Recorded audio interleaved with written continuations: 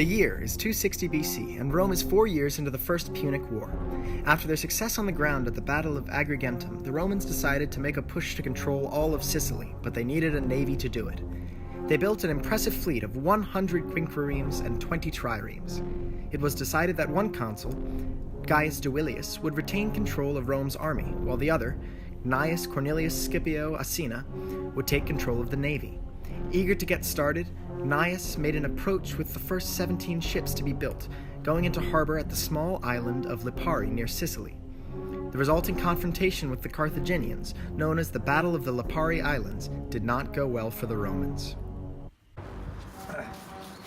Ahiu, Capeter Stevus, Ahiu, Nolo Nicari, Nolo Capi, Unir Morti Sum. Irretiant nos in Porto, dedendum est nobis.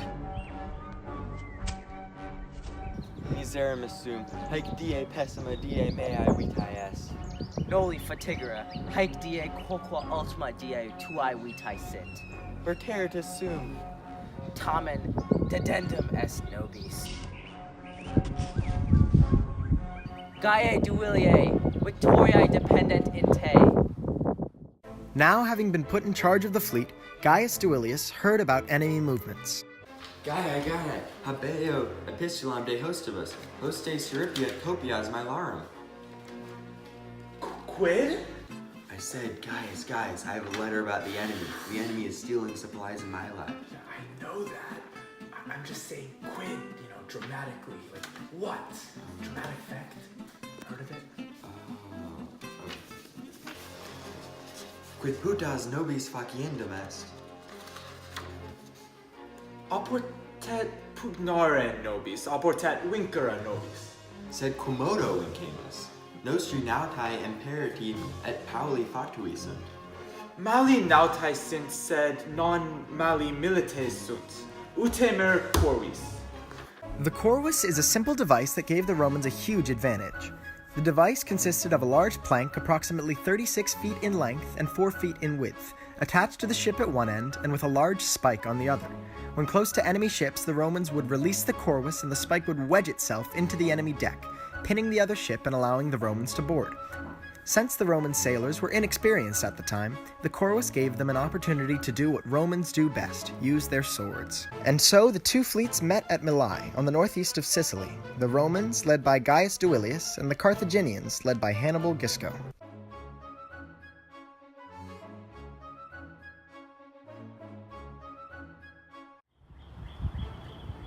Metuisne Hannibalum.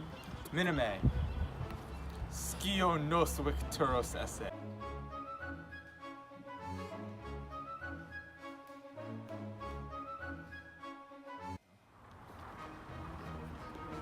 Metuisne Duilium.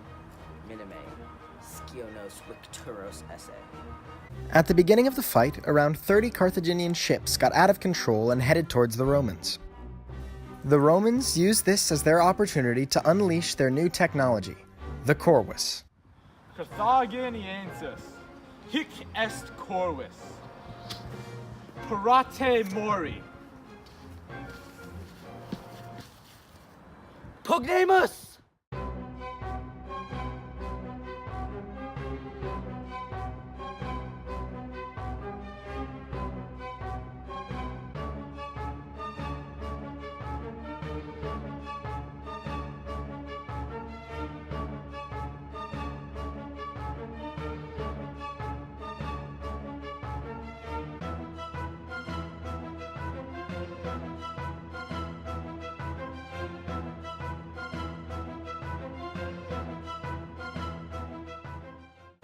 With their boats pinned, the Carthaginians had to flee.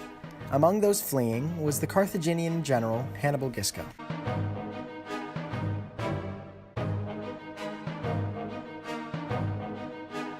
After this, the remainder of the Carthaginian ships went around the back and tried to surround the Romans.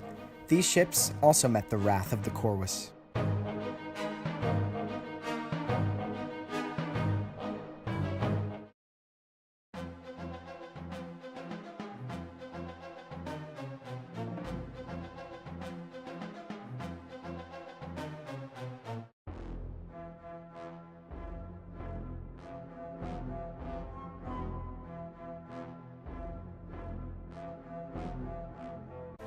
the Romans had won their first naval battle.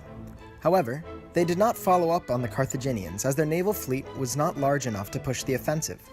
After the Battle of Mylae, Hannibal Gisco suffered a series of defeats before he was arrested by the Carthaginians and executed for incompetence.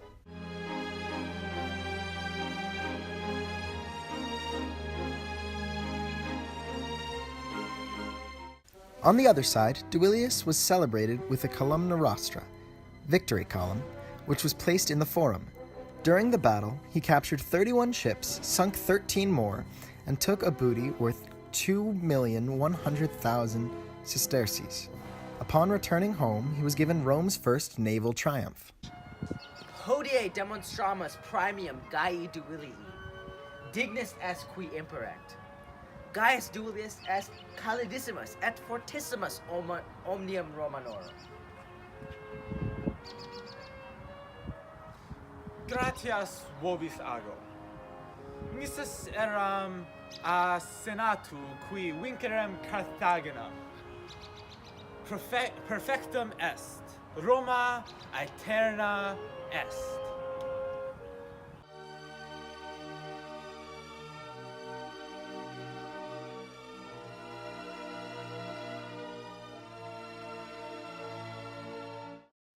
The Battle of Mylae, the first ever naval victory for the Romans, helped prove that the Romans could fight not just on land, but on sea as well. The First Punic War lasted for 19 more years, until the Romans, under Lutatius Catullus, defeated the Carthaginians at Aegates Islands. This helped set the precedent that Rome was the most powerful empire in the Mediterranean.